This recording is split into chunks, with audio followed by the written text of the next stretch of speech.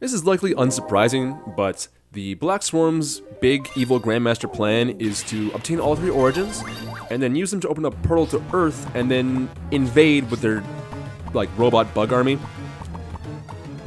Which is, I mean, pretty obvious. Like, what else would it possibly be, really?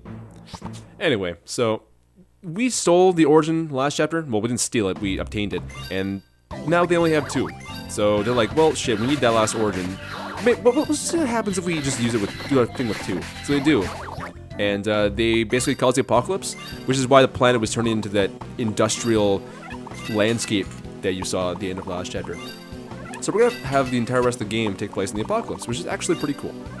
So I mentioned that chapter 18 is my favorite chapter in the game. Actually, specifically 18B is my favorite chapter in the game. This is the third and final route split, so we could have just stayed in the mountains, or we could have gone by the sea. So we're gonna go by the sea, and the first and one of the major reasons why we go to the sea is because this map looks fucking baller. I mean, like, this is the part of the game that I stopped being embarrassed about liking the game for children because it just looks fucking cool. So as you can see, all the terrain's changed. It's like fundamentally the same, like nothing has really changed, but obviously all the grass has become steel, the water is lava, all the trees are called pylons now, and I really love the aesthetic of this level in particular and for the rest of the game. Also, even better, we kind of like replaced that pretty uninteresting tribal drum beat player phase music with this cool epic rock anthem. It really just makes the whole tone of the game way better. Alright, but to actually explain this chapter, so up to this point, there are two chapters that we've beaten in 3 turns. We beat chapter 14, which was a very small kill everything chapter, and we beat chapter 15, which was a very easy escape chapter. This is the next chapter we get to beat in 3 turns, and it's really impressive that we do so because it's actually really big and kill everything. So the first thing we gotta do in this chapter is we gotta kill this Rhino Beetle, and we're gonna use Minero for that because we can't afford to have anyone go over there and fight that Rhino Beetle. We need to do everything really efficiently in this chapter because we have to spread out so far. And we're gonna actually send Gombe in that direction, but he can't take on that Rhino Beetle like easily by himself. That Rhino Beetle is the only thing over there that's grounded and not affected by his anti-air guns. So we just have Minero do it.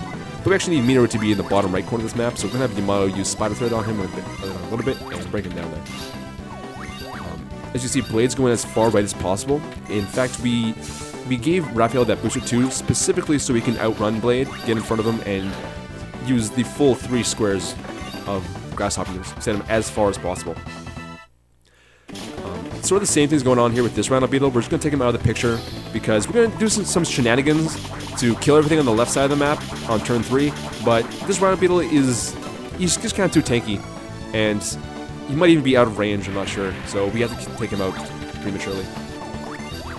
Here's Yamato with the Spider Thread. I mentioned... No, I didn't mention it, actually.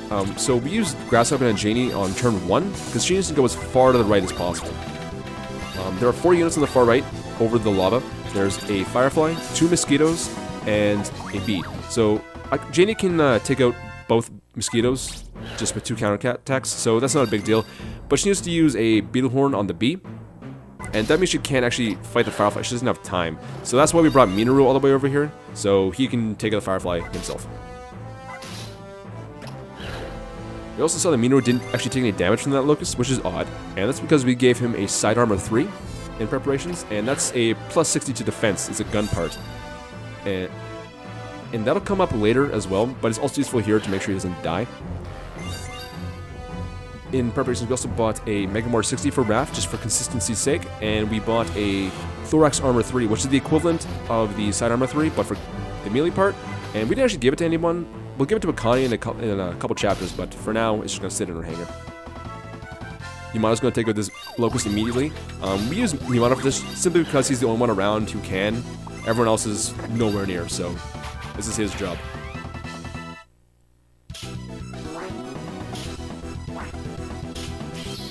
After this, Tsubasa is going to have a pretty important job. She's going to go as far left as possible, and she's going to use Cicada Song to blow herself up. And in the Cicada Song, she's going to hit 3 units. She's going to hit that Locust, and that doesn't matter because that Locust is basically already dead. But she needs to hit that Stag Beetle and that Ant.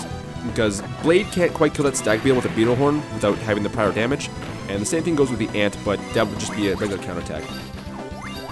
Here we see Janie taking out this bee. So all she has left to do is just counterattack twice more, so her job was pretty simple. We need her to give her that one extra space at turn 1 so she can get all the way over here. And next up is Raphael, so we're just going to move Raphael up. And he needs to take out this bee. And in the top half of the map, there's only 3 enemies. There's that bee, there's a butterfly, and there's a firefly. So the bee's coming towards us, so that's no problem. We just put Raph in its way. We have to send Gombe all the way up to kill the firefly, though. And while he's there, he's going to be able to counter the butterfly. And he's effective against both of them, so he doesn't really have a problem with that. We gave him that Hawkeye we saved in Chapter 17, but isn't really needed. We also technically could have just bought a new one. Doesn't really matter. Here we have Minori taking out this firefly.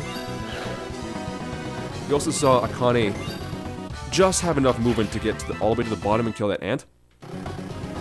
We had Tsubasa use grass hopping on her last turn, and between that and her 6th movement, she is just enough to get down there. And also just enough power with her laser sight and radar.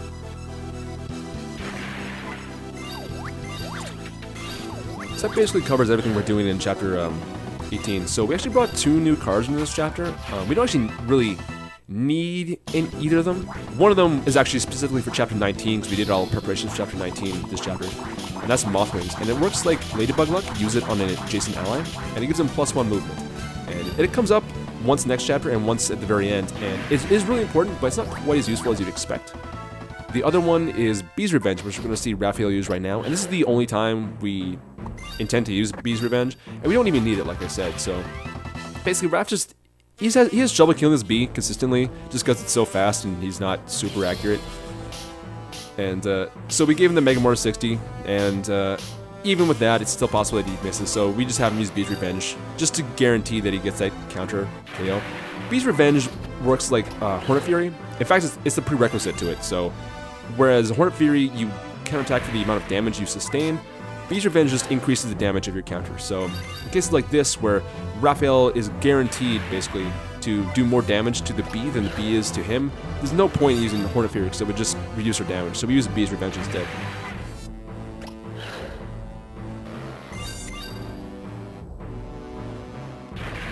So Blade's going to counter-sack here, and that'll be Chapter 18B.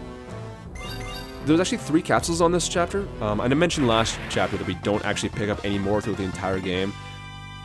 This chapter had a weapon upgrade for Yamato, Janie, and Blade, and all of them would have been, like, you'd think they'd be pretty useful, and they would be, but the thing is, next chapter is actually going to be the very last Kill Everything chapter in the game, so we're basically not concerned about our firepower from this point on, which is really convenient. The rest of the game is going to be all about boosters, and Akane and Ganbei, really, will be big players coming up.